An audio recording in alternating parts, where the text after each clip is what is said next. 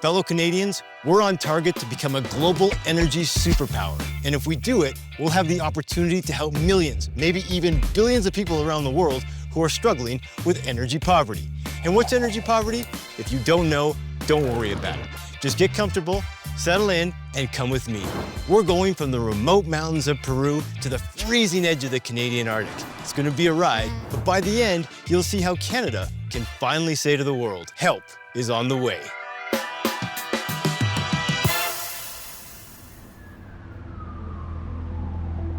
Our journey begins in Calgary, Alberta. Located at the base of the Rocky Mountains, Calgary is roughly 5,000 kilometers north of the equator. Winters here can be hostile. Temperatures can drop to -30, and with the wind chill, it can feel closer to -50. In conditions like this, exposed skin can freeze in minutes, and without proper heat or clothing, death from hypothermia can occur in just a few hours. Fortunately, Calgary is in Canada, an energy-rich country where energy is affordable, dependable, and abundant. Imagine trying to live here without a steady supply of energy or electricity. It would be nearly impossible. Meet Callista McNabb. Callista is a post-secondary student, and we met up with her trudging through snowy streets on her way home to pack her bags. Callista is heading to a remote community in Peru on a mission to bring reliable electricity to places where it's still hard to come by.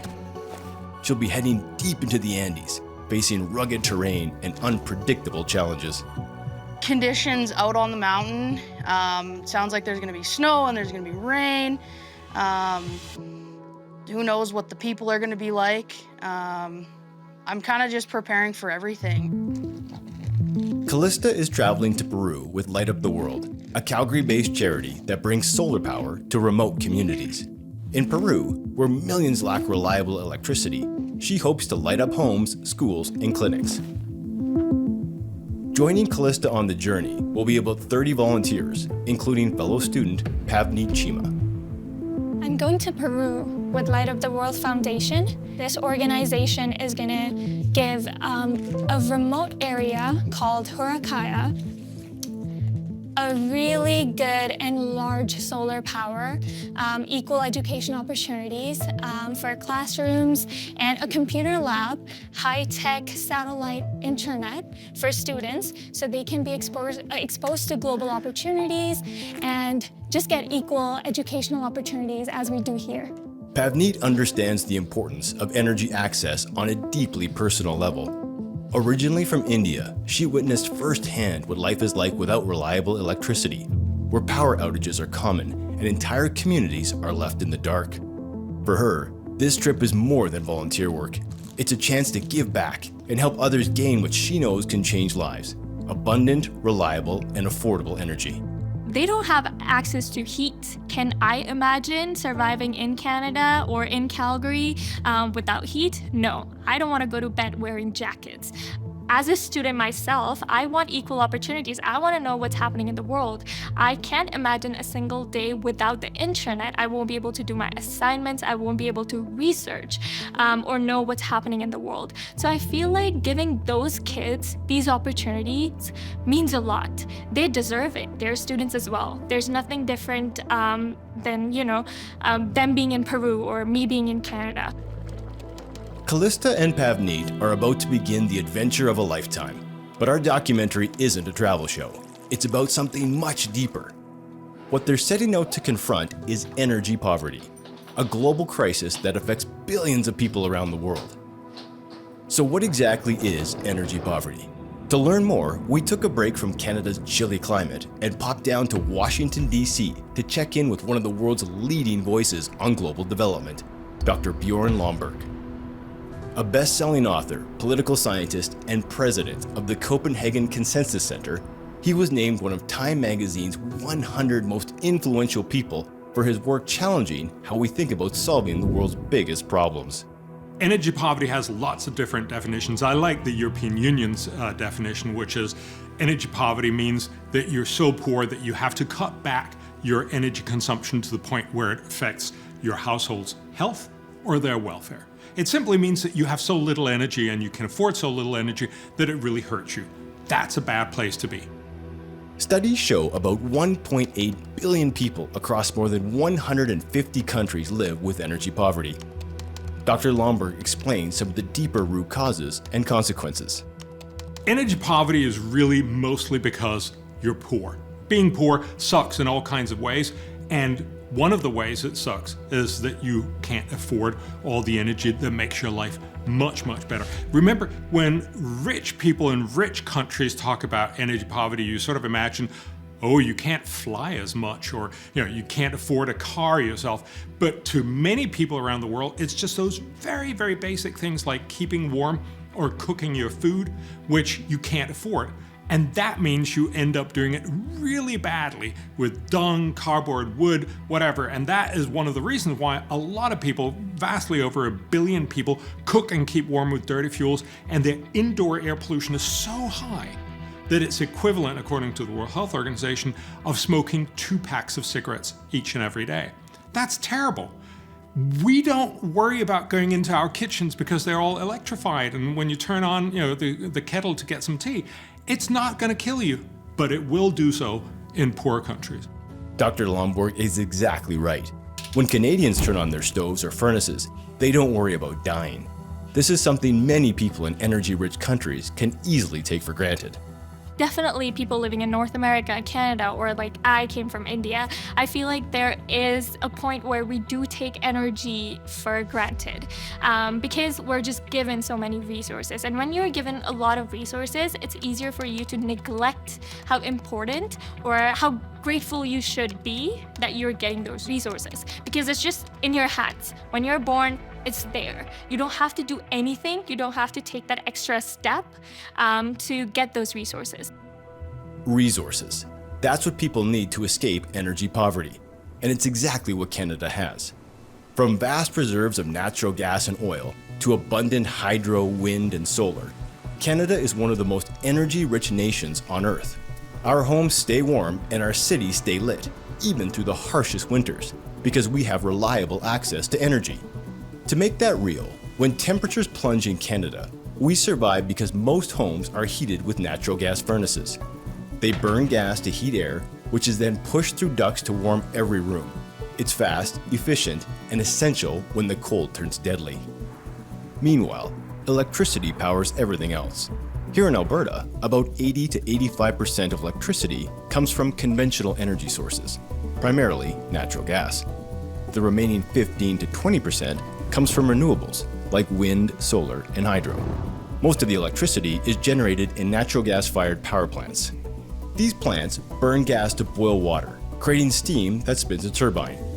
The turbine drives a generator, producing electricity that flows across a massive grid, keeping life moving no matter how cold it gets. Globally, the story is similar. Around 60% of electricity comes from fossil fuels, with the rest supplied by a mix of nuclear, hydro, solar, and wind. While energy mixes vary from province to province and country to country, it's important to understand that dependable electricity relies on a blend of sources. That's how our current system works. It keeps us alive, but also powers our growth. It fuels our hospitals and schools, our industries and innovations. The more reliable our energy, the more we can focus on building, learning, and improving life, without having to think about whether the lights will stay on. But that's not how it is for much of the world.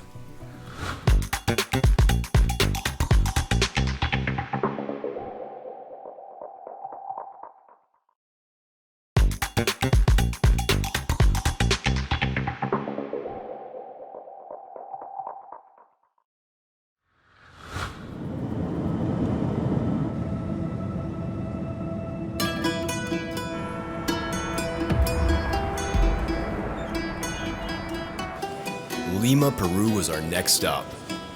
How are things? Hi, how are things? Good to see you. How are you? I'm fine. How are you? Good. We did it.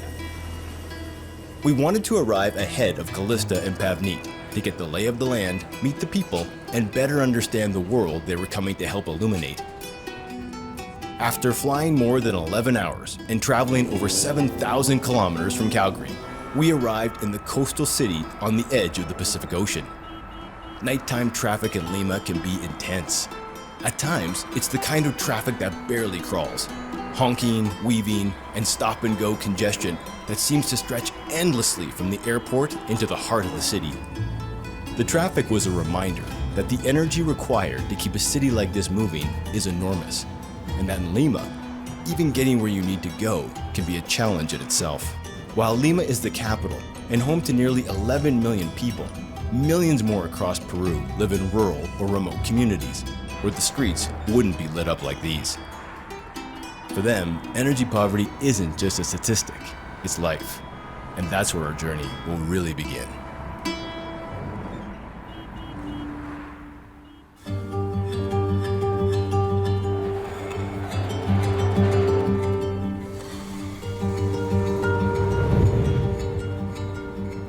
My name is Kevin Quillaguaman Acostupa. I'm a tour guide in Cusco. I would like to show you how these people are living there without these basic things. I mean, like energy or like water. Meet Kevin, a seasoned tour guide based in Cusco. Kevin met us in Lima to help navigate the city, keep our team and camera gear safe, and make sure we had everything we needed before heading into the rural communities. From arranging local contacts to picking up supplies, Kevin became our guide, our fixer, and anchor on the ground.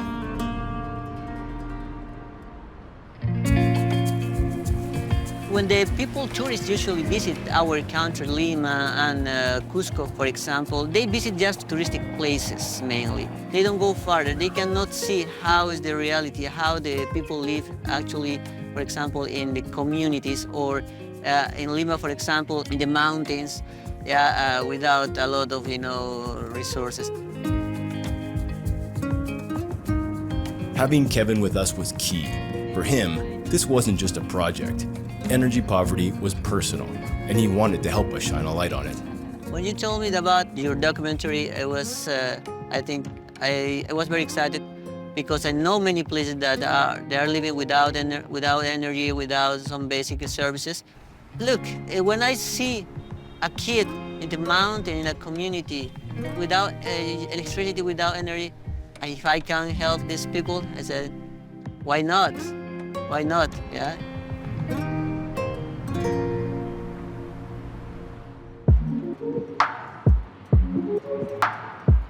Before we left Lima, we wanted to check in at the head office of Light Up the World. That's where we met the executive director, Aaron Cohen, who would give us a clearer picture of the work ahead, the work that Callista and Pavneet were about to step into. There's another person we haven't introduced you to yet, Mikola Pelikov. He's a director helping us with this project because there was just too much to capture in Peru for one crew alone. We need to split up, run 2 teams, and cover as much ground as possible. But more on Mikola later. First, let's meet Aaron. Hey, Aaron. Hey, how's it going? Good, how are you? Good. Aaron, this is Mikola. Nice to meet you. Nice to meet you. Yeah, thanks for doing this. Yeah, no problem. All right. Come on in. Thank you. My name's Aaron Cohen, and I'm the Executive Director of Light Up the World. Light Up the World is a nonprofit organization that works in rural communities that don't have access to electricity or internet. So I got involved as a student when I came on a trip to Guatemala in 2018, and I just was really inspired by the work that Light Up the World did, and I decided to get involved further, and it's kind of one thing led to another, and now I'm here 6 years later in Peru. Yeah, I think the one thing that really spoke to me on that first trip was just what anyone can do to help someone else in another country that's suffering with energy poverty. So a lot of people ask us, why solar panels? Why don't you do hydroelectricity or wind? Well, this is the reason right here. All this red is pretty much some of the best solar in the world here. And where we're going, we do a lot of projects in the Cusco area. This time we're gonna go to the Arequipa area. As you can see, a lot of red, even purple here. It gets tons and tons of sun all year round. And some of the other communities that we do are over in this area here. Here, This is a map of where all the electricity, where the grid is currently. All these little red lines are where the current electricity grid reaches. So up here you can see, this is a zone where we've worked in here, and there's nothing, because it's so remote. So these people, a lot of people in this area, there's no electricity either. Yeah, mostly in the jungle. And then now in Arequipa, we're gonna go right to this point here where there's no electricity grid either. The plan sounds simple. Bring solar panels into a remote community with no grid access and provide power where there was none. But Light Up the World's vision goes further. It's not just about electricity, it's about connection. Along with solar power, they're working to get these communities online with an e-box that will connect with Starlink, because access to the internet means access to education, opportunity, and the wider world. This is our test system. So this is pretty close to what we're actually gonna be implementing in the field. I guess we should say integrated solar and internet system. Yeah. So this is the router where we do all the programming that allows the community to access the internet. And then up here and in the back, we have all the solar components of the charge controller, inverter, and the batteries as well. It sounds like Callista and Pavneet are in for quite an adventure, but they haven't arrived yet. They'll be coming soon, along with the rest of the volunteer team. But before we continue on our mission, we need to formally introduce Mikola Pelikov. As mentioned earlier, Mikola will be stepping in as director for the Light Up the World story. For Mikola, our project also hits close to home. He fled the war in Ukraine, where energy scarcity and security became part of daily life. He brings a unique and powerful perspective to the issue of energy poverty, because he's lived through it. My name is Mikola Pelikov. I'm a film director and producer from Ukraine, and now I'm based in Calgary, Alberta. 3 years ago, the war started there. Russia started the full-scale invasion in my country. So I lived in the small town near Kyiv. It's called Hostomel. It was occupied by Russia for 2 months. Then Ukrainian troops make that land free. We try to be in the safe places as it possible. We spent 1.5 years in Latvia, but then we decided to move to Canada. Mikola and his family were able to safely escape the Russian invasion and rebuild their lives in Canada. But his experience left him with a powerful perspective on energy, one that goes beyond lights and heat. He's seen firsthand how energy can be used as a tool of control. When a country doesn't have enough of its own, it becomes dependent on others, and that dependency can be exploited. In Mikola's view, energy isn't just about hardship. It can also mean a loss of political sovereignty. Ukraine have big dependence of the natural sources of Russia. When you have such a big dependence of some of the country, they can tell what you need to do. Russia Federation tells Ukraine what language we need to speak, what cultural aspects we need to follow, and it's only because they gave us cheap resources to have a heat in our homes.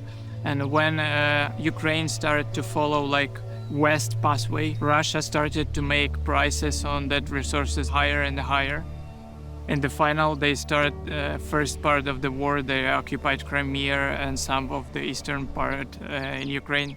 So I think that's the result of that. Fundamentally, if you don't have your own energy, you're dependent on others to sell it to you. One obvious example is Europe, that was very dependent on Russian oil and gas. And what happens when you suddenly don't have the same policy objectives as your trading partner? You're incredibly vulnerable. That is what energy security really means. If you have your own, as the US and as Canada has, it means you can just sort of say, well, screw you. We'll just go on and live good lives, and we don't need you. But if you put yourself at the mercy of others, especially others that you possibly don't trust, that could be a huge problem in the future. In Ukraine's case, it was a problem. Their dependence on Russia's oil and gas meant economic instability, political pressure, and even the threat of having energy supplies cut off in the dead of winter. It left the country vulnerable, unable to fully chart its own course. Now in Peru, Mikola feels a world away from what he witnessed back home. But the core issue is the same: the importance of having your own resources and the real consequences when you don't. To him, this is a story the world needs to understand. Oh, I think it's very important because a big part of the world still don't have enough of energy, enough of fuel and other resources to make those life comfortable. So we need to share with people that things that we have every day. Some people don't have it for full life. So maybe that people who have more needs to share that opportunities, resources, wherever.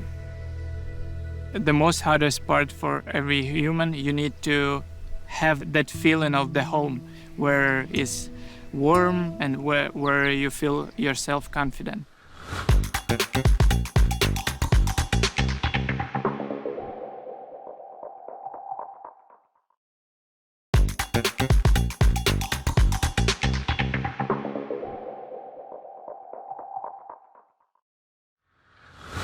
While Mikala stayed behind in Lima, waiting for Callista and Pavnit to arrive, the rest of us had to keep moving.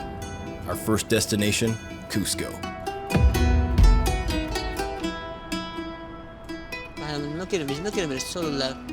Our first stop was to pick up the necessary gifts and offerings for the people we would meet.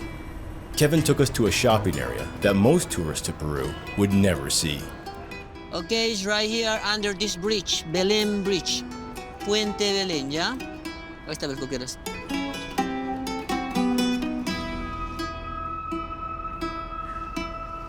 Our goal was to capture energy poverty, but not at the expense of the people living through it.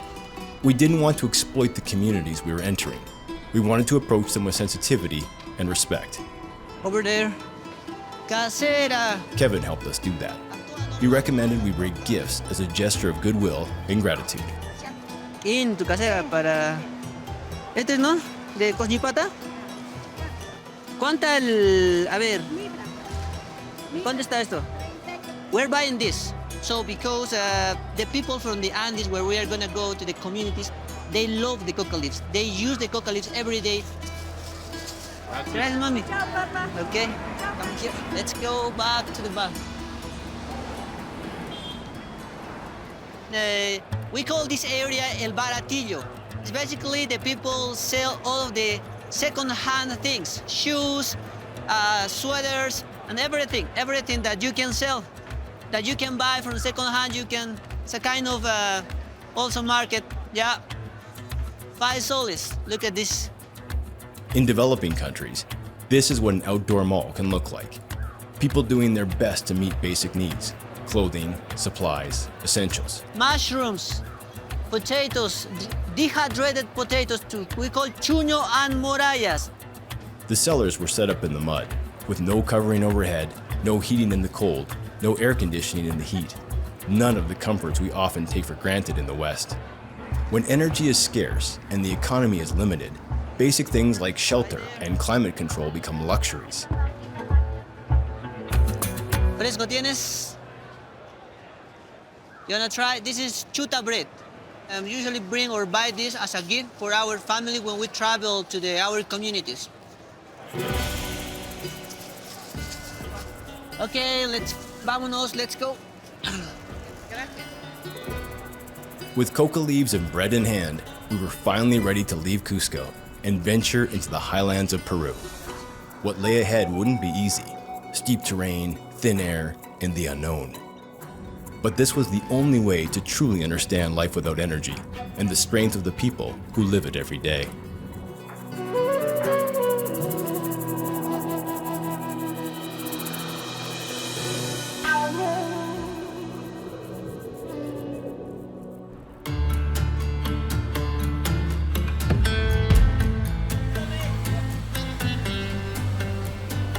While we set off, Mikala, Callista, and Pavnit arrived in Arequipa, a little worn out after an extensive journey. Guys, just go to your rooms, 5 minutes, and 5:30 meet in the basement. Our flight was awesome. It was smooth. We did have a couple layovers, but overall, the experience was great. We flew from Calgary to Vancouver, and then we had a flight from Vancouver to Mexico City. Our flight from Vancouver to Mexico felt like forever. I think everybody was feeling it. We were all anxious. We were all ready to get going. And then we had our flight from Mexico to Lima last night, and we got on the plane, and the plane was empty. So we were able to all stretch out, and we were all super excited about that. So that was really good. Callista and Pavneet had to take multiple flights just to get here, crossing countries, continents, and time zones. It's incredible when you stop to think about it. The sheer amount of energy it takes just to bring help to places that have almost none. Jet fuel, airport lights, navigation systems, power grids, all working in sync just to make this kind of journey possible. In fact, flights from Calgary to Lima would burn over 106,000 liters of jet fuel alone. And yet, we're headed to communities where even a single light bulb could change everything. Welcome to Arequipa. You guys made it. So right now we're gonna do a quick little training, do some exercises. John Paul's gonna go over exactly how we're gonna install the system, the groups, and then we'll do some cabling exercises. The work that Callista and Pavneet will be doing is hands-on. This is the real deal. Installing solar panels and bringing electricity to off-grid communities isn't easy. It's highly technical, and it can be dangerous. Precision matters. Safety matters. So we will be getting our training. We will get brief information about what we should expect at the base camp, what kind of roles we will be doing. So yeah, it's going to be fun. It's going to be a lot of interactive training where we'll get to know more about our roles. We'll get to learn how to do things so we can make this project a success. Their first exercise goes off without a hitch. There'll be more training, more tests ahead, but they're on the right path. Now, like us, they'll have to leave the comforts of the city behind.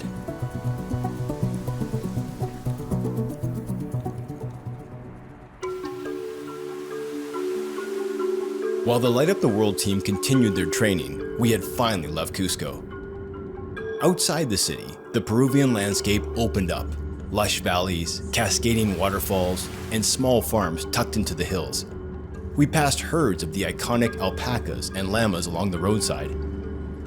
Even though the altitude was starting to catch up with us, the beauty of the journey made it easy to forget. Our first stop, surprisingly close to the city, was where we'd begin to witness energy poverty firsthand.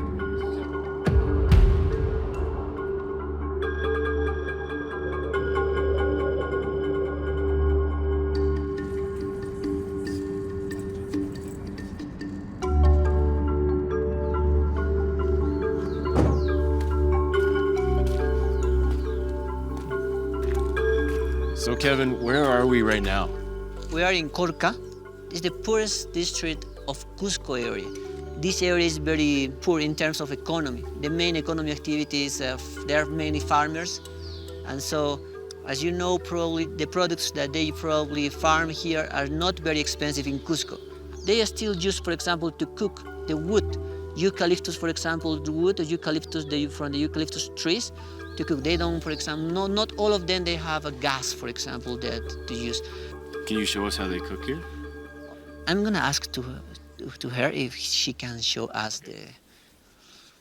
Chemanta anta chata pamuran chemanta kosaiki ya? Señor. Anta chata pamuran chemanta nya kosaiki. Yes, señor. She speaks Quechua. I explained to her what we are doing, and she said, "Yes, why not? You can film how I cook." She cannot hear very well. Kevin was a lifesaver. The local language here is Quechua, not Spanish, and certainly not a language many outsiders speak. Thanks to him, we were able to connect. This gave us a first-hand look at what cooking looks like without gas or modern appliances. There's a light that she uses. There are her guinea pigs right here. Kawachiwanki, yeah?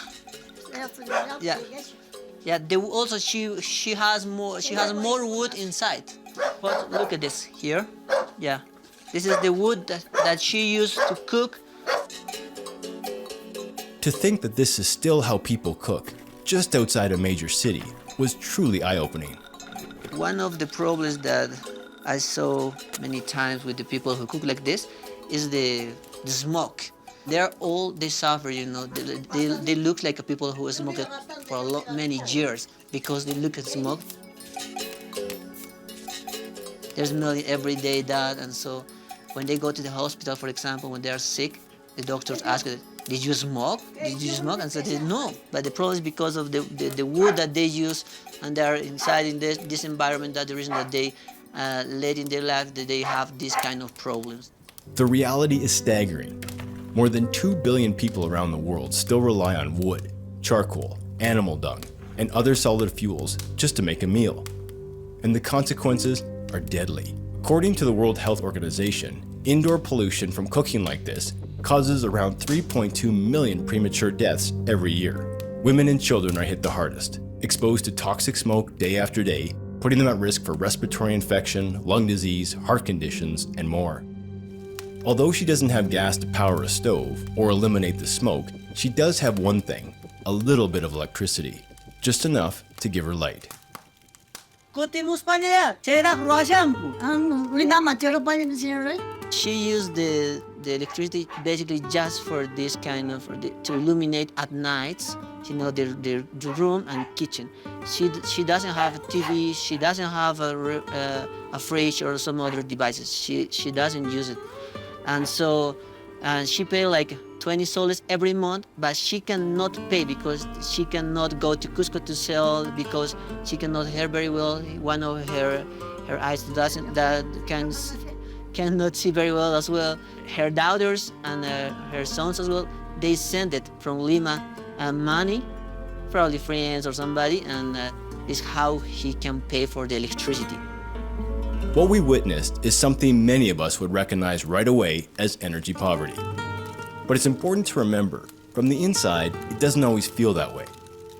When you've had limited energy options, it's not about being in poverty, it's about survival, about doing whatever it takes to create energy with what you have.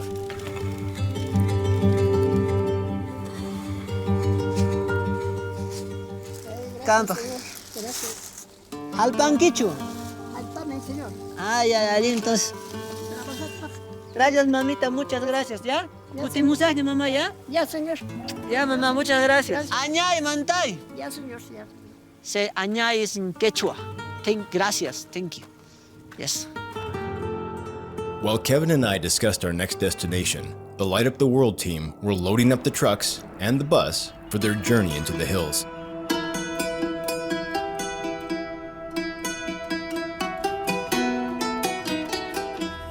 It would take numerous vehicles to carry everything. Solar panels, tools, tents, food, internet gear, all the supplies needed to bring power to remote communities. This was serious business. And it's worth noting, bringing energy to places without it takes a lot of energy to begin with. Fuel for the trucks, manufacturing the equipment, months of human effort from every person involved. Solving energy poverty doesn't come easy, but it starts with the will to go the distance. Yeah, in terms of the effort, the overall effort that's required, it's definitely big. The organization that it takes, the amount of resources that we need to work with in order to make this work. Just whatever keeps me going is just the fact that the system's going to be there for 25 years. And it's not, like, even after 25 years, it's not like the battery's dead after 25 years. It's not like the solar panels die. The system's going to keep giving. So is it worth it for us to, maybe work 6 months on one project and then the system lasts 30 years? I would say yes.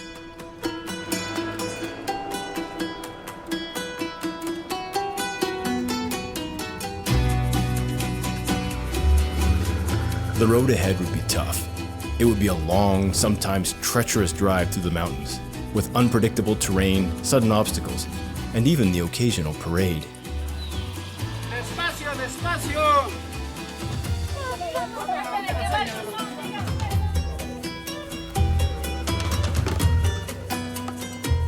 The team traveled for hours as thick fog rolled in, making visibility a challenge, and then nightfall came. Luckily, Callista took all the bumps, even the unexpected ones, with a good sense of humor. Hour 15 on the bus. What did you say? There was an alpaca in the road, a baby one. And we got high-centered twice. Because there was a new driver, but don't tell him. Oh, car. There is truck, big truck.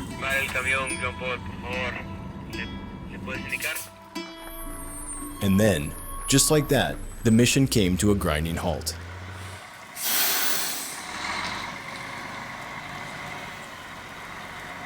So now our bus is stuck on the road, and we try to make him free for this moment.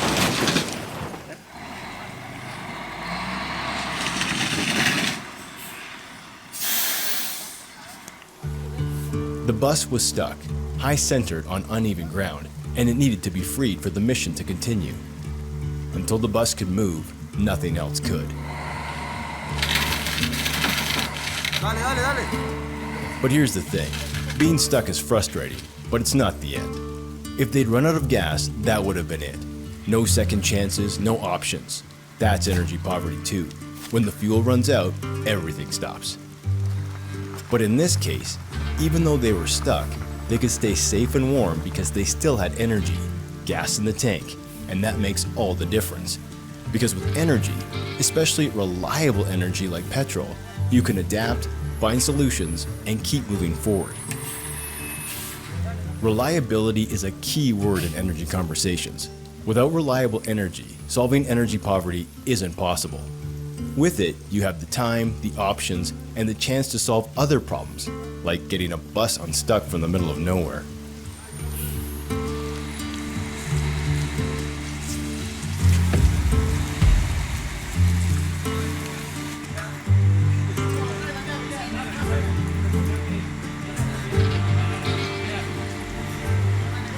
How was the ride? It was long. It's very long. This way?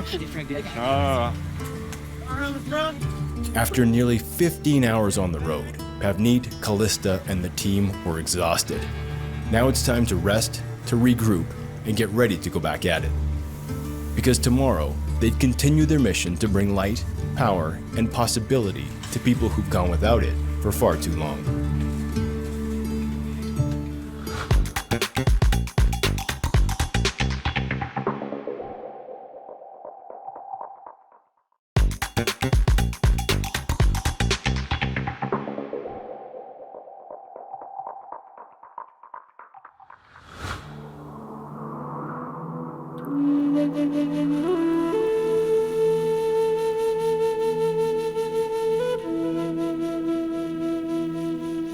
Now we are going to Lares, one of the districts of Talca province.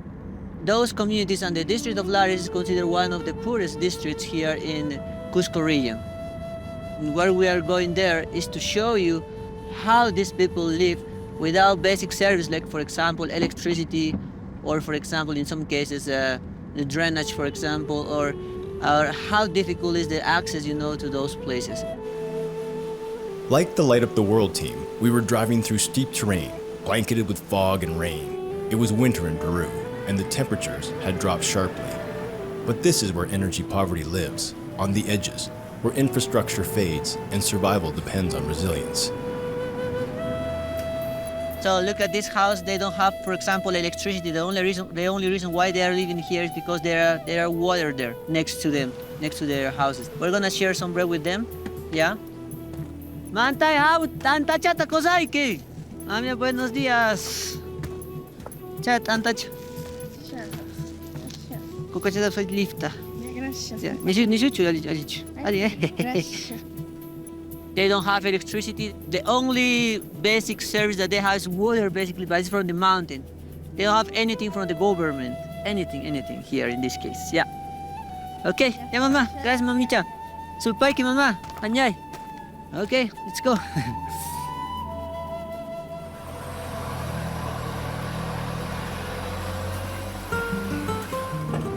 The next stop on our journey was a town called Lares. We were planning to pick up some additional help, but when we arrived, we got troubling news. The kind that could completely derail us.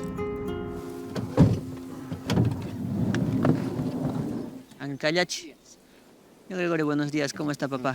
He is Gregorio. He is from Ancallaki, the community where we are gonna go now. Pero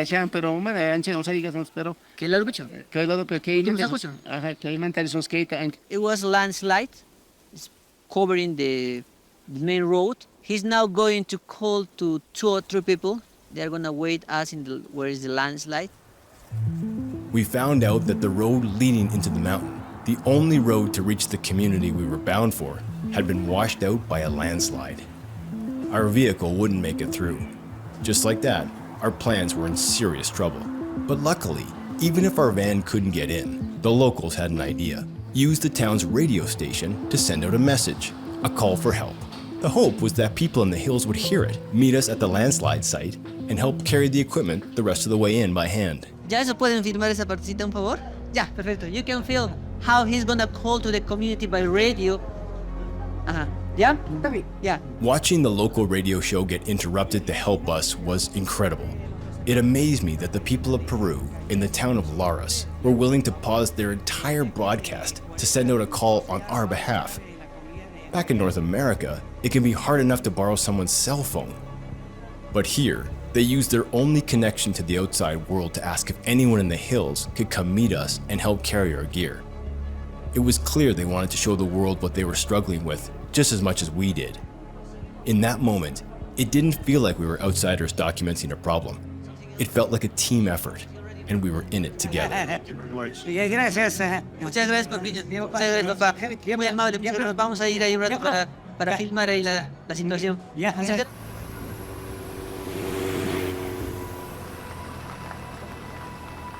The next part of the drive was intense. We headed deep into the mountains, far from the city, far from anything familiar.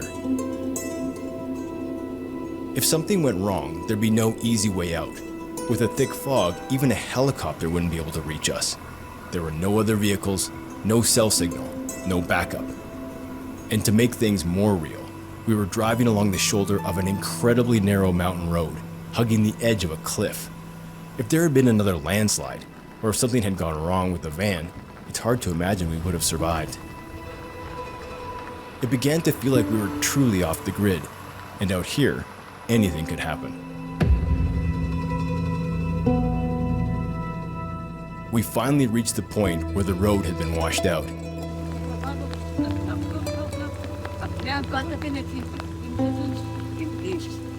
To our amazement, some of the people from the community were already there, ready to help carry our gear the rest of the way in. It was a moment of true generosity and shared purpose at the edge of the map.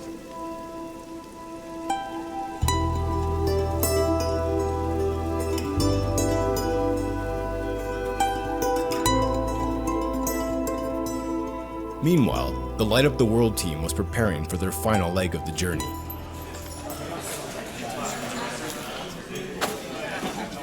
We'll be heading out fairly shortly, so the hope is that it will be about 5 hours. Plan for today is kind of just to get there, settle in, and give the body time for that. We are at Cotahuasi. So finally we are here after 15 hours of bus travel. And then we spent a good night last night, and we're just about to leave for our base camp, Huarcaya.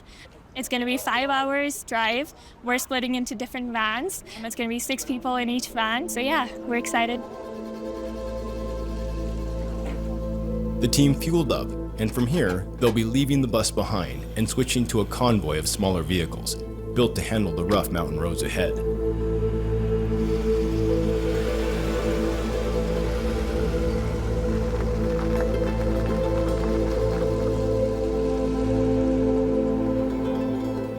It's easier than yesterday, and I think we will be in the end point in 1 hour or less. And views here is beautiful. I feel this is very remote place on the earth.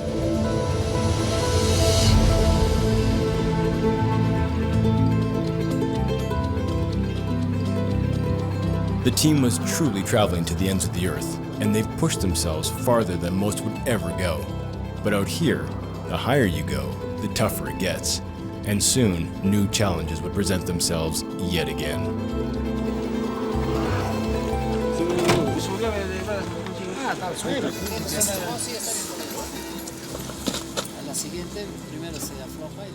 So now we are on the 5,100 meters high altitude. It is pretty hard road for us, and we have a flat tire on one of our vans, and now we try to fix that and continue moving forward. Luckily, they could fix the flat tire, but it wasn't the only thing that was out of air. At nearly 5,000 meters, oxygen levels drop to about half of what they are at sea level. Up here, The risk isn't just fatigue, it's altitude sickness, and in severe cases, even death.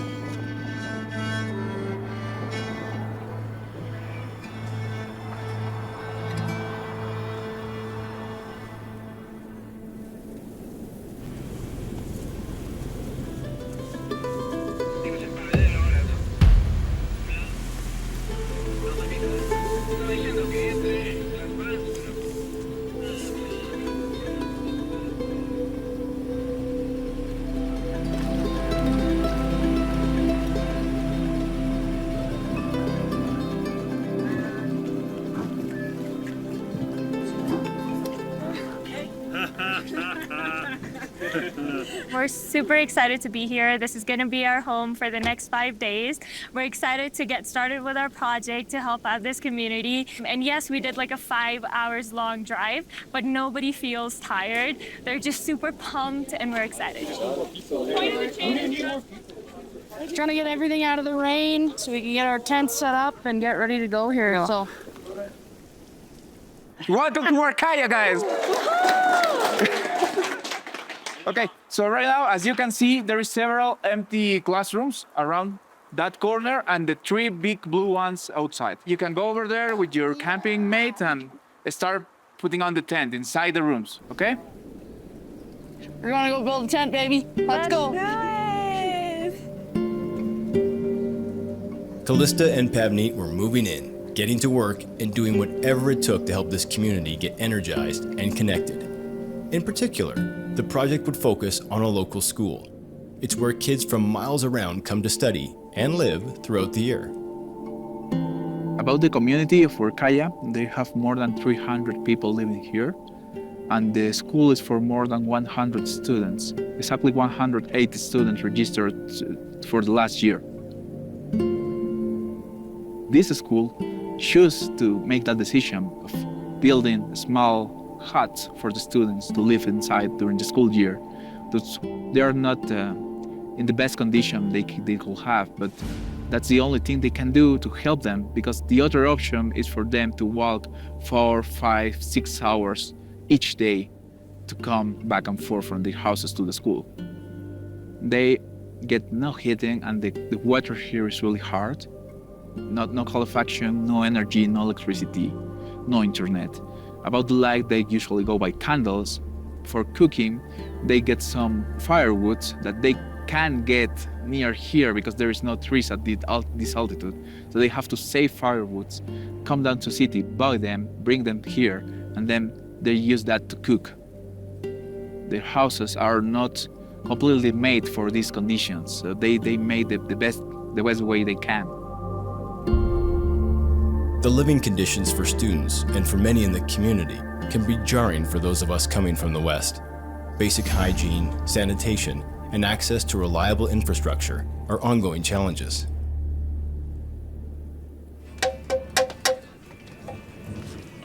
Naturalmente, en el campo, en nuestra casa vivimos con batería nada más, ¿no? Esa batería de 12 voltios es lo único que tenemos para iluminar nuestra casa.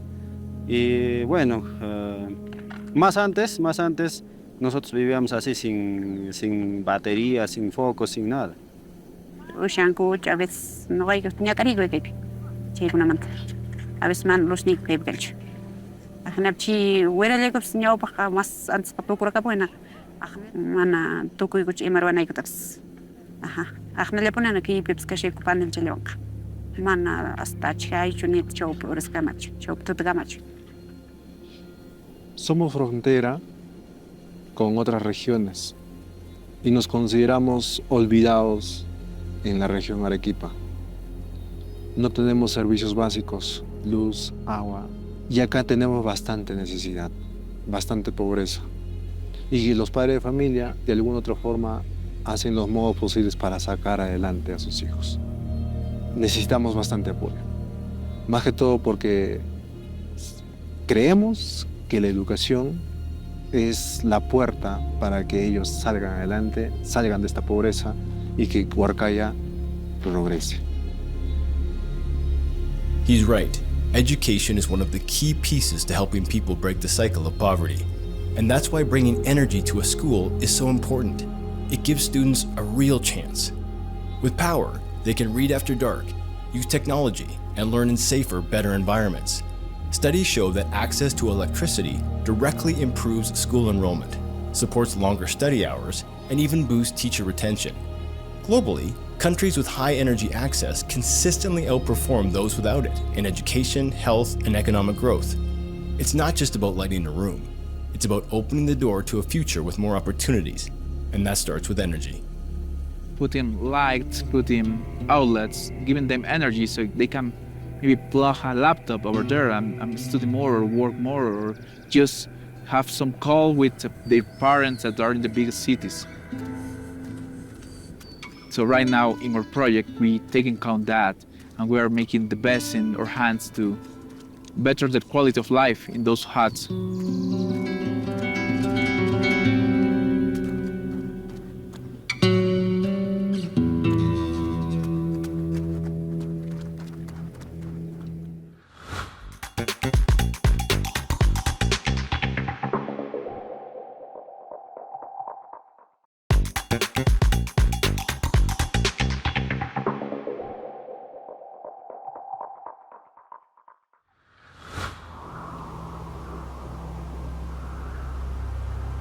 Back on our side of the mountain, we were struggling with the altitude, and it was our bodies that were lacking energy. We took slow, careful steps because we didn't want to burn ourselves out. The lack of oxygen was tougher than we thought it would be. But thanks to the incredible people who helped carry our gear, we made it. The community was breathtaking, figuratively and literally. It was tucked into the mountains and surrounded by stunning landscapes. But behind that beauty were some hard realities. The first thing we had to do was meet the people of the community, to introduce ourselves and listen. We needed to hear from them directly what they wanted us to capture and how they wanted their story to be told.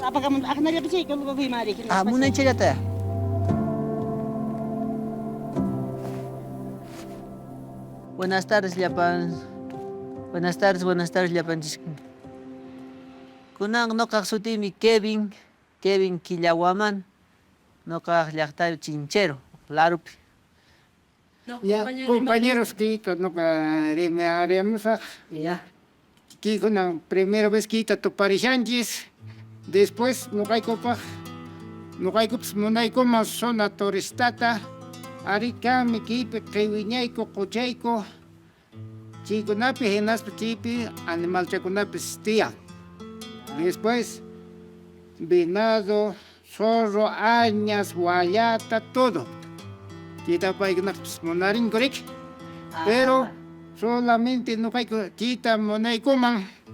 Oh, sitski alinkan manchi pachaca. Oh, no hay que china ñanconata monayta kichari coman.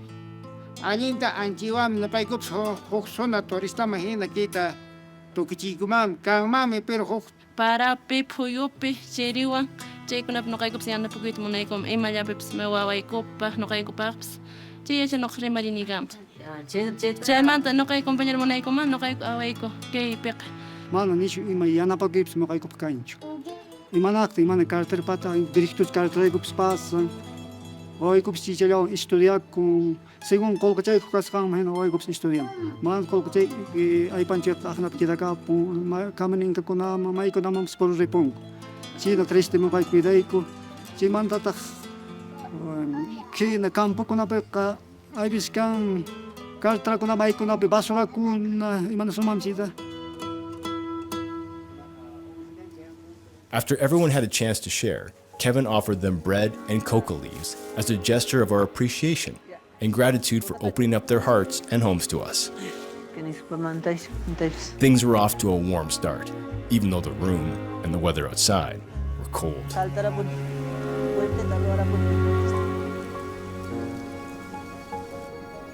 Okay, everybody, meeting down here, please, except for the solar crew. You guys keep working. So the plan for today, first and foremost, the solar team is going to keep working on plugging this into the system so we can charge our batteries, because if we don't have energy, we can't do anything. Okay, the goal for today, cabling, we want to get, each team has to do 3 rooms. If we each do 3 rooms, we can do 12 today, because there's 4 teams. Sound good? Okay, let's get to work. Let's do it. Ruha!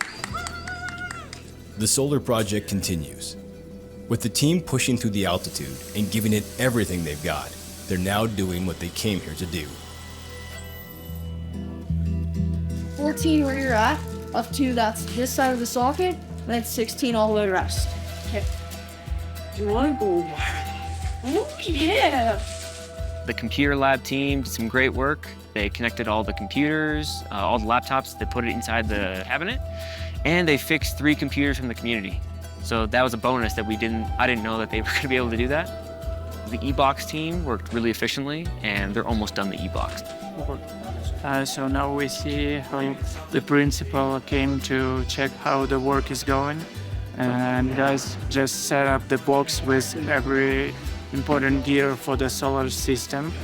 So Internet crew did some really good stuff as well. They put up a bunch of access points around here.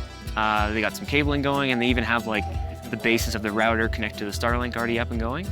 When we went to the water tank in the afternoon, we saw that the water tank actually wasn't filling up as much as I thought it was. So upon doing the evaluation with the water crew, they were able to see what the issue was. And so tomorrow we have a plan now to go back there and do some adjustments to make sure that it's going to be working properly. With the complex wiring and cabling well underway, and the solar panels now being mounted on the roof, the project is really starting to take shape. After a few days on the ground, Pavneet shares her perspective on the work, what it means to be here, and why this mission matters so much. It's really important to bring the energy here because right now, if you look at it, there's no electricity here, there's no light. So we're trying to, put a light bulb there so they can study without straining their eyes. We're also putting like some outlets so they can charge their, electronics if they have any. We're gonna put like switches and all that. So this is what we're doing right now. The success of the project is starting to take hold, not just in the wiring or the panels on the roof, but in the energy of the people doing the work. Yeah, maybe just cut it right. Just like there.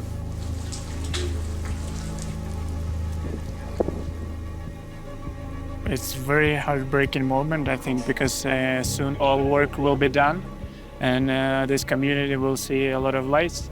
They will have internet, and I think for all the team it's a very special moment too. Just pass it along.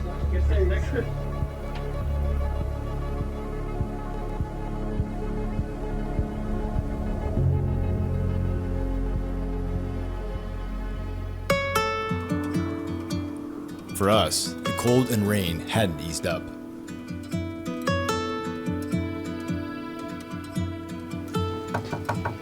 After getting familiar with the community, we interviewed the Lieutenant Governor and his wife. Buenos días, buenas tardes, buenas tardes.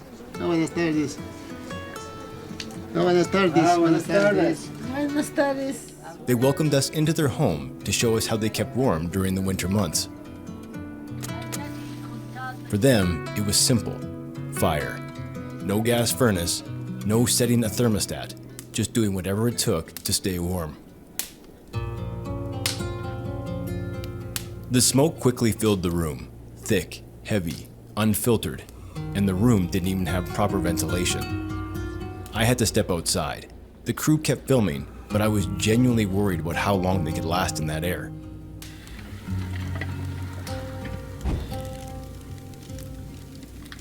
In the hills of Peru, especially during the winter season, temperatures can drop below freezing, often hitting -5 to -10 degrees Celsius at night. When that cold sets in, families gather around these makeshift stoves and huddle in blankets. It's the only option they have. No gas furnace like we enjoy back home, just fire and hope. And then the Lieutenant General and his wife shared a personal story that none of us could have been ready for. Después seguimiento, familia ko mal caro en las mana comunicación cancho comunicación en las pa no kay klimanta puriko tawa ura tara puriko lares ma señal tagasan en las panchipi chimantara Oaxaca ko no kay ko celular chima señal celular Oaxaca ko amigo carro llantara en dos cheira kay pamuanco chiwara en dos chigama familia ko hasta graviña capuchan mananya hay veces salvaico hay veces que mana salvaico chu China penuk wawaips iski wanyupun entonces kamana che policía na ikamaya wawai kunat perdipuni cheka Kiptishtin karamin chi waway wanyuqtin waqas pilakis mama kanchu wañu mama wañuruqtin willarakamnaypaq ni cerca pittian karruraq willakamunaypaq pustakunapis kan chi llakis karan waqas chi uhu karan unquypun karan lluypunki llaki qatiwaranku ki wayqut mama muq wawallaypish wañuraq chimpa vecinaykunaqpis wañuranpuni tayta mama huk sipastapas haqipurun warmi qhari wañupuranku chi llakis ki tarikurayku. It was heartbreaking to think of losing 2 of their children. No hospital nearby, no reliable transportation, no way to communicate. Devastating. And what's worse, it wasn't unique. They told us that nearly every family in the community had lost a child to exposure, to sickness, to the conditions that come from living without basic infrastructure. This is the reality of energy poverty. It's not just about lights or stoves, it's about survival. We were invited into the home of a young mother with her baby. She welcomed us in and showed us how she cooks, or tries to. She had a gas stove, but the tank was empty. No kay ko mas talent ang onja pa wai ko kuik. Mana napek anja. Gaspek mai abisis lawai ko kuik. Oh, ya napa kuik. Nama desde gobierno manta gasta kaya napa marangko. Aha, ko sen. Mana ki mo gasta apa mong ko mensual le pero apa mong carro apa mong ranti ko na ko per mana ya cuesta ya gas ranti ko na mastak ko ko jant abay ko nang 55 gashan kay balong kambej na Jaka rato jala jak 55 ang kambej rat cha to kura ka po mastak no kay mana ko nang hotel san si gasta jant anya action mana kancho mana si ore de rom kashan anjit basam bunch carro man pasang balik claro apa mo nap ay mo nap tsaka lant alam po ni wai kukuy no kay. With no pipelines to bring gas to the community and the road washed out, making it almost impossible to carry anything in, she may be cooking with fire for a long time. And even if the gas does eventually make it in by hand, without steady income, the cost is out of reach for most families here. Pati kay kanjila po na konya di kuy. Mana kawai ko imap sa kanya di konchangila po na mas awas pai ko pistus pai pistu ki ko na wanchila po ni. Ane cheri wang ki ko na pe hamong grip on koy kun hasta cheri pasarap diarrhea on koy kun ini mana ham. And then, while we were filming the last visuals to complete her story, something unexpected happened. She asked me if we can take her to the hospital to Laris because she's baby's a little bit probably with the flu, beginning of the flu or something like that, and yeah. Her baby needed to go to the hospital. Her only other option was to walk nearly 5.5 hours through the cold and mountains, carrying her child the entire way. For us, it wasn't a question. As a team, we quickly packed up our gear and began the trek back to our vehicle.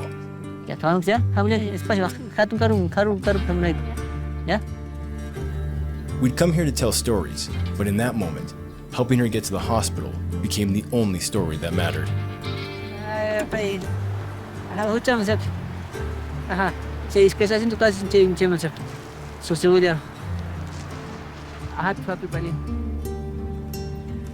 The trip to the hospital was sobering. Globally, energy poverty and a lack of basic health care kill millions of children every year. In 2023 alone, an estimated 4.8 million children under 5 died, mostly from preventable causes like pneumonia, diarrhea, and complications at birth. Around 2,000 children die every day from air pollution, much of it caused by burning wood and charcoal indoors. And another 5,000 newborns die each year from infections linked to poor hygiene and a lack of clean water. These aren't just numbers. They're families like the one we met. We were glad we could help, but it shouldn't be this hard. Gracias. Gracias, ciao.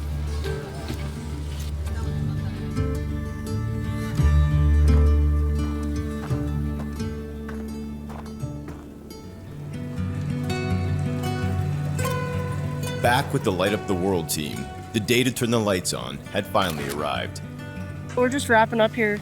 We got a celebration coming on here. We're just trying to button up everything else, and project's almost finished. We're excited to light it up and let everybody see in the community, and we're excited, and I think everybody's excited and tired, and we're excited to relax and just enjoy the rest of the time here. After days of travel, training, and tireless effort, the work had been done. And now it was time to play and celebrate what had been accomplished. Okay, so right now we're just getting ready for the inauguration ceremony. The community's prepared us some dish, so they're gonna cook over here. That's why they're setting up a little bit. They also brought us a few gifts, so they're getting all that ready while we finish up the installation.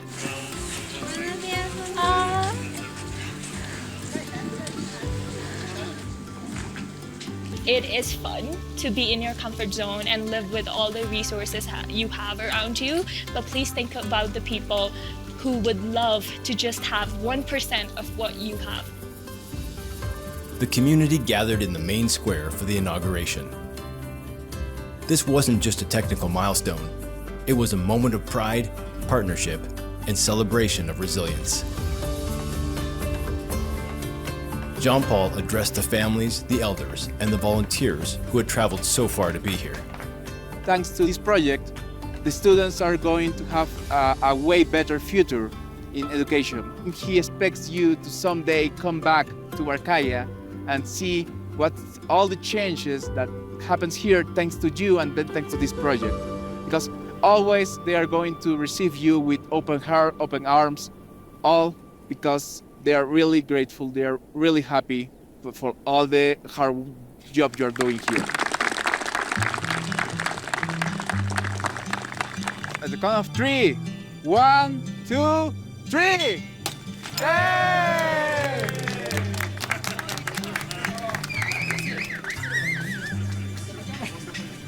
Gracias.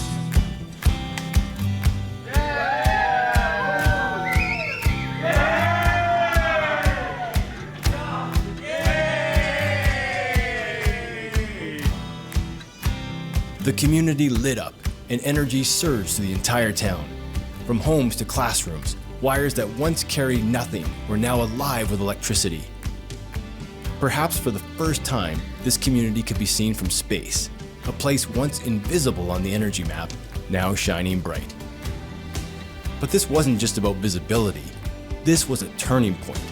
Energy poverty wasn't completely solved, but the process of ending it had taken a huge step forward. Light Up the World brought energy and left behind something even greater: hope. It was amazing to see energy poverty being pushed back right here in this small mountain village. But while the lights were on, there were still gaps. Cooking gas was scarce, infrastructure was fragile. Energy poverty isn't just about electricity. It's about everything that energy supports. This was a start, a powerful one. But if we're serious about solving this, if we really want to bring light, heat, and opportunity to the billions of people still living without it, we have to ask, what's it going to take? The answer? Energy, and a lot of it.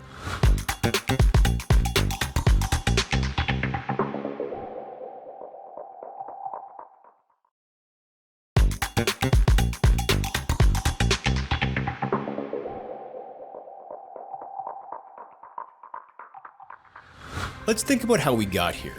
We flew across continents, jet fuel. We drove trucks through mountain passes, diesel. We charged batteries, powered tools, and stayed warm in the cold, using electricity drawn from a grid powered mostly by hydropower and natural gas. The solar panels themselves were made in factories that likely ran on coal or gas-fired power. The materials, aluminum, copper, lithium, were mined and refined and shipped using machinery fueled by oil. Every part of this solution, from the tools in our hands to the gear on our backs, was made possible by energy, usually hydrocarbons. So fossil fuels have, at least historically, been the only real way that you could get out of energy poverty. This is what's powered most of the world's civilization. A lot of people believe that today we're almost done with that. We don't need fossil fuels. But of course, the reality is we still get more than 4/5 of our energy from fossil fuels. Remember, electricity is a fairly small part of our total energy consumption. All the other stuff, the one that's not electricity, there's virtually no use for renewables. We almost entirely use fossil fuels, and that includes some incredibly important things like fertilizer and steel and chemical industries and all these other important things, and cement, that we just don't know how to live a proper civilizational life without. So yes, we do need fossil fuels. We need it in the rich world, and it's also very clear that if you want to get out of energy poverty, you will need a lot more energy, and most of that energy is going to come from fossil fuels. Dr. Lomberg makes a crucial point about the resources required to truly end energy poverty today. As the Light Up the World team packed up and Kevin and our crew started the long journey home, the convoy of trucks and the flights ahead made one thing clear. Fossil fuels remain the foundation of our global energy system, even when it comes to building renewable energy projects. Dr. Patrick Moore, former president of Greenpeace, has his critics, but he makes an important point. What happens if we suddenly remove that foundation? Let's just say do it overnight, right? Stop using fossil fuels now.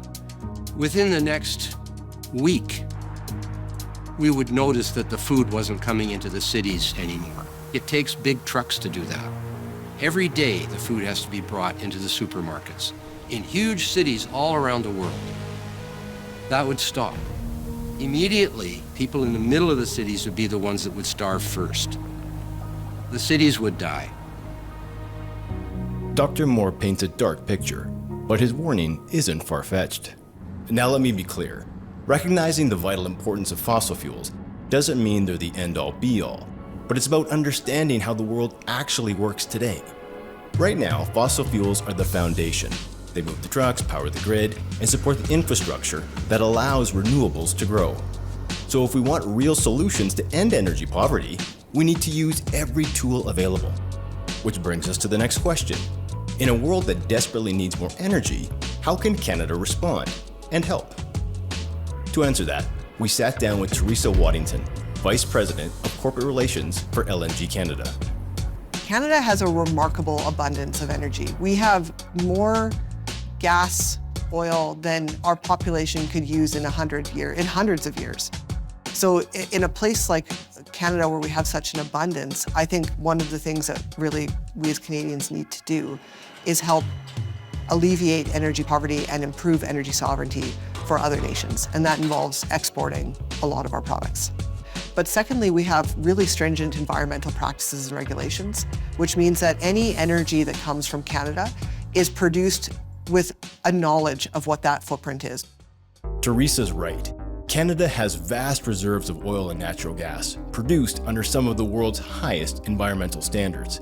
We have more than 160 billion barrels of proven oil reserves, ranking third in the world, only behind Venezuela and Saudi Arabia.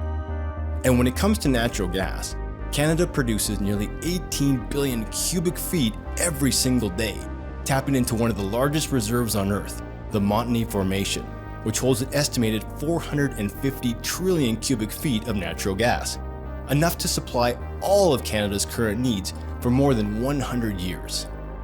But we can share what we have. Canada's natural gas reserves are more than 8 times larger than Peru's, and our oil reserves are nearly 200 times greater. Peru is just one example, a country with potential and some energy of its own, yet many communities still live without reliable power. In Peru's case, we could export our LNG to help stabilize their grid, light up schools, and power hospitals. But it doesn't stop there. Beyond LNG, there are countries that urgently need our oil to fuel transportation, industry, and heating. From India to Japan, South Korea to Spain, nations around the world are searching for energy that's affordable, secure, and responsibly produced. Canada has that energy. Bottom line, we have what the world needs. So why aren't we getting it to them? In some cases, it's as simple as infrastructure. We simply do not have massive export capacity. So we do have some infrastructure, but we're really limited by how much. And it all depends on being able to get to tidewater. So to get to one of our 3 coasts, usually not the Arctic coast because of ice, but between Atlantic and Pacific to be able to serve the world. So according to Teresa, the issue isn't that Canada lacks energy, it's that we just don't have the infrastructure to move it. The infrastructure she's referring to is pipelines. Pipelines that can get our oil and gas to the coast. plus the terminals needed to ship it overseas. Without those, the resources are kind of stuck, and the rest of the world can't fully access what we have. If you look at access to the coast, I can name the 3 or 4 pipelines that go to the coast. It's actually very, very few that allow us to export or to take our product anywhere except the United States. And it's not bad that we're sending it to the United States, but I would argue what the United States is doing right now is they're building huge amounts of LNG terminals and refineries and all the different ways that you can then ship that product out. And they're buying our product cheap, and they're shipping it out from their coastlines, which are with a population that's a bit more supportive of doing these things. Now, I think there's a middle ground. I think that the pace of development needs to be extremely measured against, are you doing all of the right things around consultation, engagement, understanding? I personally believe we do need probably a few more pipelines, not a ton, but a few more in order to allow us to be what we could be on the world stage. While pipelines aren't a magic bullet to end energy poverty, they're essential for getting more Canadian energy to global markets. And it's also important to understand that without pipelines, oil and gas production slows, projects stall, and investment goes elsewhere. After all, why produce energy if you can't move it efficiently? So without more pipelines to supply the world with all the energy we have, Canada sends most of it to the US at a discount, leaving us dependent on a single buyer. Not exactly great for political sovereignty, is it?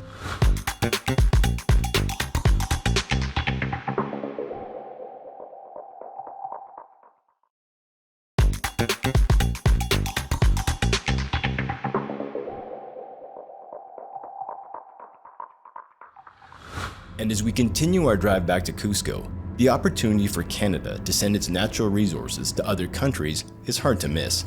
Everywhere we look, cars, buses, motorbikes, all using fuel. And this is just one country. The global demand for oil and gas is growing. Right now, billions of people still live without reliable access to energy. And with the world population heading toward 10 billion by 2050, the demand is only going to rise. People need our energy now, and they'll need even more in the future. So the big question is, why hasn't Canada built more pipelines? To help us understand, we spoke with Dr. Monica Gattinger, one of Canada's top energy policy experts and the director of the Institute for Science, Society, and Policy at the University of Ottawa. What we've seen over the last decade, in my opinion, is the emergence of two very different polarized visions of what Canada's energy future should be in an age of climate change, reconciliation with Indigenous peoples, and mistrust in public institutions. Pipelines have played a huge role in this, right? So there have been a lot of folks in the environmental movement who've been dissatisfied with levels of progress when it comes to climate policy and climate action. And so they've looked at pipelines as an opportunity to shine a light on those issues. I think for folks who are looking to build pipelines and get market access for Canadian energy resources, they have found in some instances that the goalposts have shifted. That, they think that they've come to an agreement about how to move forward, but then there's a sense that the expectations of the environmental community have increased over time. Dr. Gattinger explains that in Canada, pipelines stopped being just infrastructure. They became symbols in a broader fight. One side called them climate villains, the other, economic saviors. What followed was years of conflict. Climate action, protests, policy clashes, court battles, and years of costly delays. Fossil fuels and renewables were too often framed as enemies rather than partners in solving real-world energy challenges. And in some cases, that divide led Canada to slow fossil fuel development out of climate fear. Climate change is serious, and it's real. Here in Peru, Kevin showed us a powerful example. The vibrant colors of this rainbow mountain, now a top tourist destination, were revealed only after warming temperatures melted the glaciers that once covered it. But while the effects of climate change are visible, the conversation isn't always honest. While many experts agree human activity plays a major role, others still debate how much is driven by natural cycles and long-term patterns. At the same time, exaggerated claims about oil and gas development have made it harder to talk about practical, balanced solutions. What some call climate hysteria has pushed the discussion to extremes. This isn't about ignoring climate change.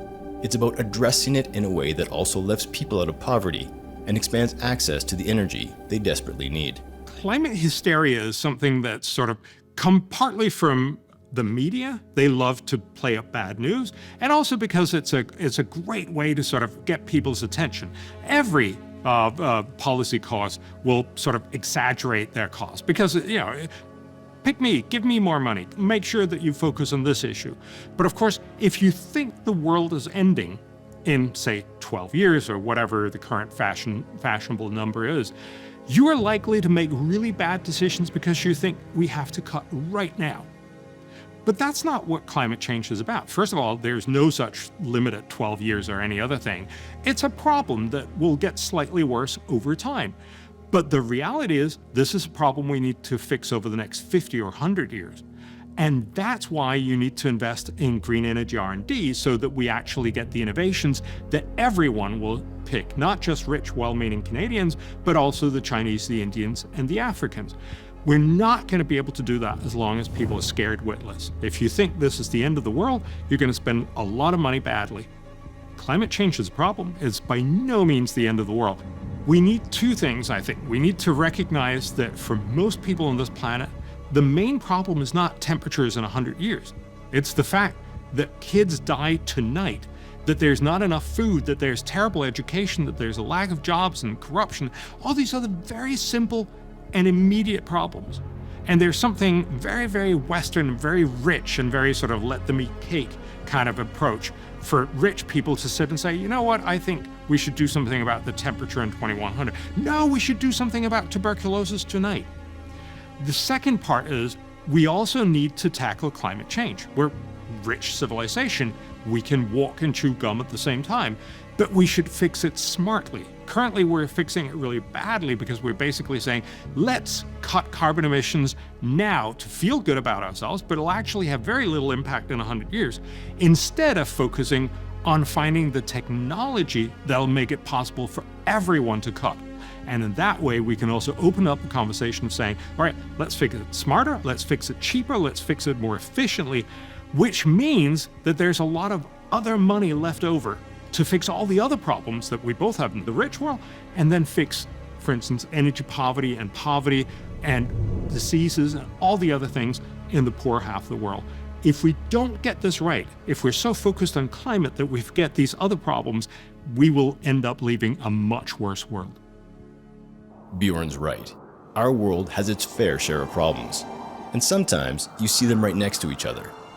Here in Peru, they once built mountaintops like Machu Picchu, lasting monuments to vision, balance, and human potential. Now, in some places, they're building mountaintops of garbage. Same country, same mountains, entirely different legacy. All the energy, all the advancement, and yet somehow the world isn't necessarily becoming better, not cleaner, not more sustainable. No one's trying to make the world worse, but clearly we need smarter solutions, solutions that actually lift people up without tearing the planet down. And the good news, some are already underway. The Light Up the World project is one example, Canadian innovation bringing renewable energy to off-grid communities. And back home, we're working to responsibly develop our own energy resources so we can help even more. Our energy sector is cutting emissions, investing in carbon capture, partnering with Indigenous communities, and raising the bar on environmental performance. And our new government has pledged to make Canada a global energy superpower by cutting red tape, fast-tracking major projects, and building the infrastructure the world urgently needs. But here's the truth. We can't become an energy superpower without growing our conventional energy industry. It keeps our economy running, powers infrastructure, and funds the innovation behind new technologies and renewables. So if we want to reduce energy poverty and build a more sustainable future, we need to stop framing it as fossil fuels versus renewables. It's not a fight, it's a blend. And getting that balance right is how we move forward. My current vision, and it'll be informed as we go along, is that we see old technologies and new technologies coming together to reduce impact and increase output. So things like solar-powered gas pumps on wells, using wind power to drive production on some of our petrochemical complexes for things like, light plastics that then are used on electric cars to decrease the weight of the unit. There's so many synergies in how this energy future is coming together, and it really will be a blending of kind of the standard old school fossil fuel stuff and the new technologies, ways of thinking, processes, and energy options that come together. I think Canada is going to have a massive opportunity to be help on the way on a global scale, not just for emissions reduction, which will be one piece of what we do, but more so for energy access, giving energy to the world that desperately needs some as we start to come up that energy poverty alleviation. As our time in Peru came to a close, Kevin invited us into his home to meet his loved ones. We are in Chinchero. This is my community, the place where I was born. Kevin introduced us to his parents, and we saw how their kitchen was a blend of old and new. Then we met his grandmother. She was cooking with wood, even though the family has a gas stove. Despite their concerns, she refuses to switch. It's a clear sign energy transitions can take generations. She's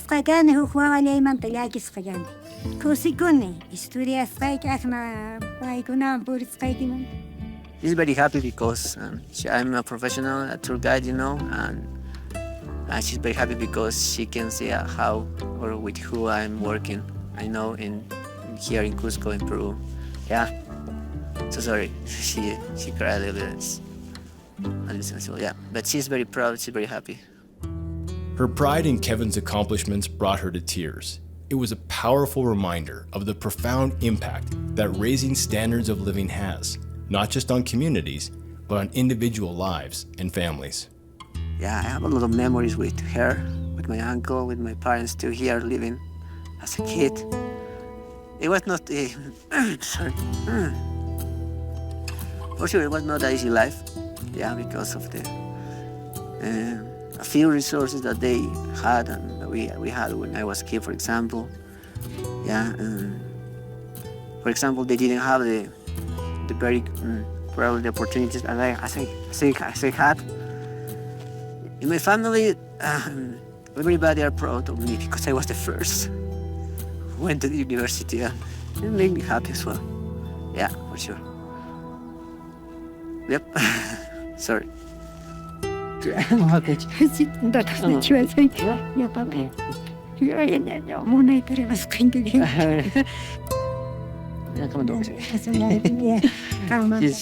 very happy. Yeah. When you talk about these kind of things, it's just very, very deep. I would say that it's something that you cannot avoid.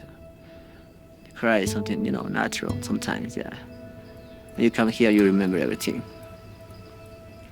That's the reason, yeah, for sure.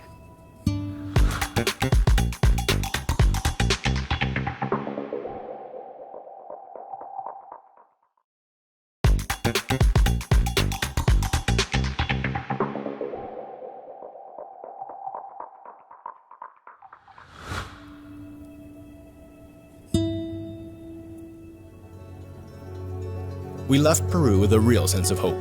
We came back to Canada inspired, knowing our country has the resources and the opportunity not just for us to thrive, but for us to help people all over the world. But there's something we can't forget. Energy poverty isn't just something happening over there. It's also happening here in Canada. And so, for our final stop, we headed north. That's upright. Table tray stowed and carry-on bags are placed in the overhead bin or under the seat in front of you.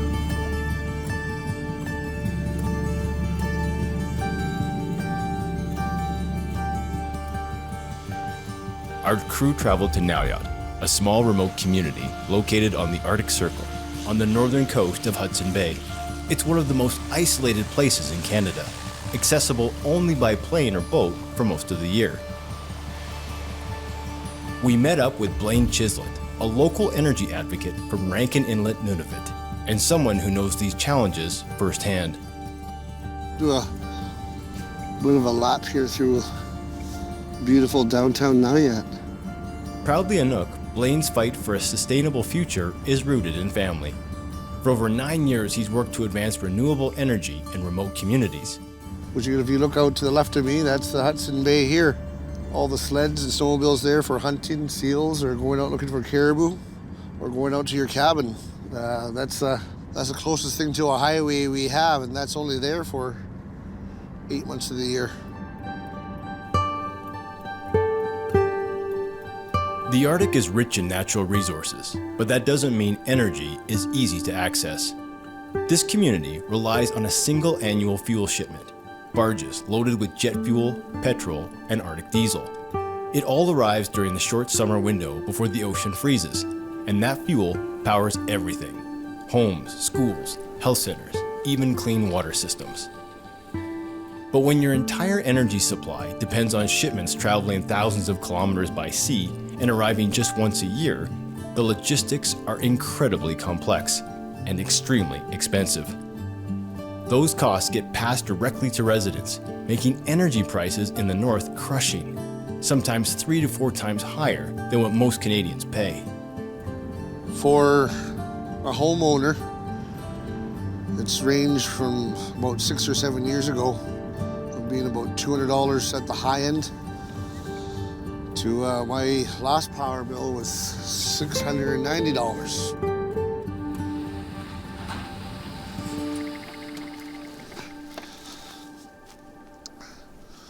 All right.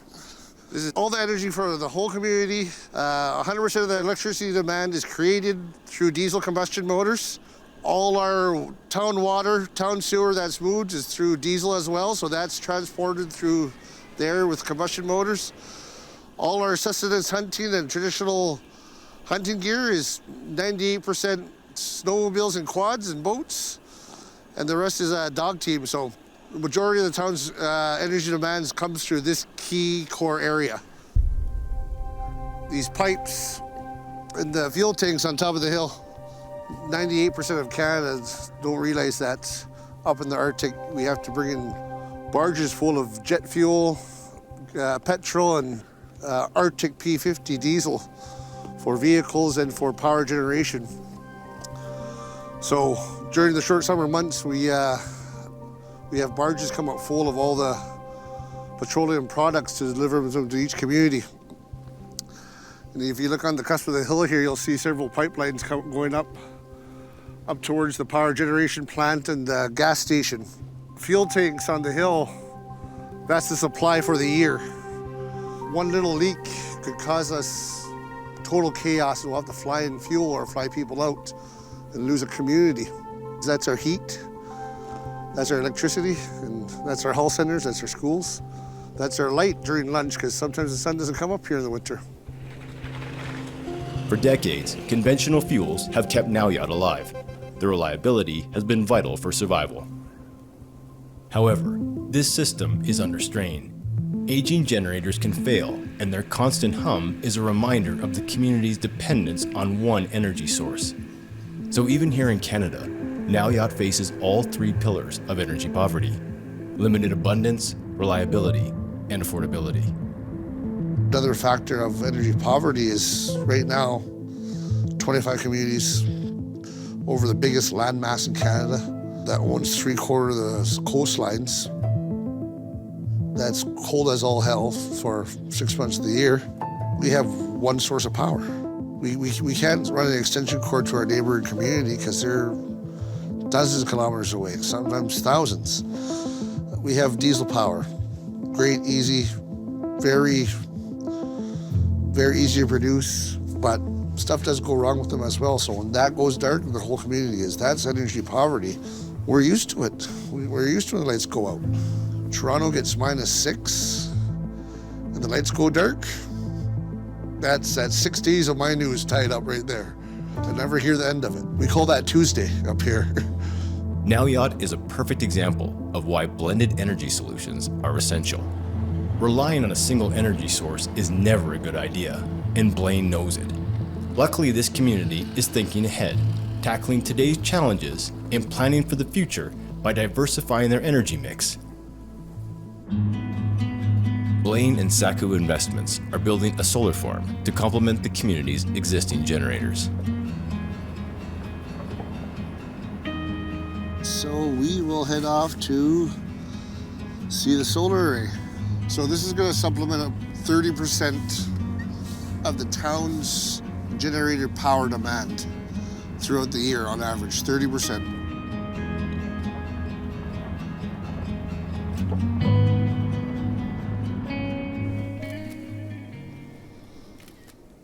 So this is the first time I've had eyes on this project since we marked it off. So it's amazing to see all the piles and solar panels thrown up. Now it's first step towards a renewable future and hopefully stop some of the spiking costs so my kids and kids' will be able to afford to live up here if they choose so. Right now at the upward trend of fuel costs, it's not going to be sustainable for as many more generations. So this is the first push of many to help stop that energy poverty that's not very showcased throughout the world. Building this energy garden right here in Canada highlights that energy isn't just about power. It's about purpose, legacy, and creating meaningful change for future generations. I'm beyond proud.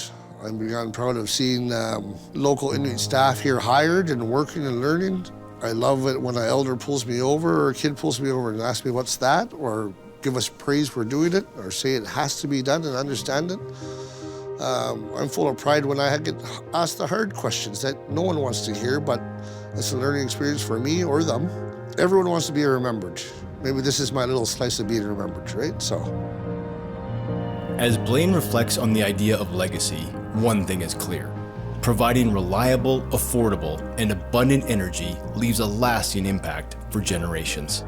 And everyone who helps deliver that energy, in all its forms, deserves to be recognized. Whether it's Blaine here in the Arctic, Callista, Pavneet, and Aaron sharing their expertise in Peru, Mikola capturing beauty in the midst of hardship, Teresa shaping strategy in the boardroom, Bjorn challenging ideas in political offices, or the workers going deep to extract Canadian resources. Even Kevin taking the time to guide us through his world. They're all part of the same story, a story of energy, of effort, of hope, and a future we build together. The lights illuminating this Arctic community echo the scenes we saw in Peru, two powerful examples of how energy transforms lives. Whether it's a developing nation or our own backyard, one truth remains: energy is fundamental. This journey has shown what a blended energy future really looks like and what it might take to end energy poverty all over the world. Canada is energy rich. We have the resources, the commitment to the environment, the technology, and the people to make a difference. The answer isn't oil or wind, gas or solar. It's all of it. That means building pipelines and solar panels. It means growing our economy and protecting the environment. It means partnering with Indigenous communities. It means exporting what we have because it can save lives. But more than anything, it means remembering who this is really about. People like the mother who would have had to walk 5 hours in the cold to get her child to a hospital. And people like us, who now know the truth and can no longer look away. Energy poverty can end, but only if we decide to end it. Help is on the way, but it begins with us. So let's get started.